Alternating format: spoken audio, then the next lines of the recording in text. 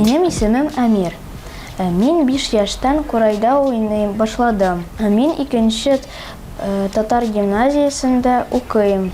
Минем кулымда татар курае. Аны минем бабакай Газиддинов Рафаэль Гайнетдинович ясаган. Ул инде курайларны 16 ел ясый. Менә бусы пищевой алюминийдан ясалган. Менә бусы тик агачыннан ясалган курай.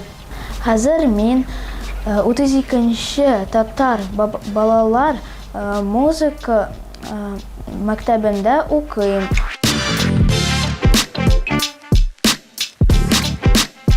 Минем укытучым Калимуллина Фарида Хаматовна.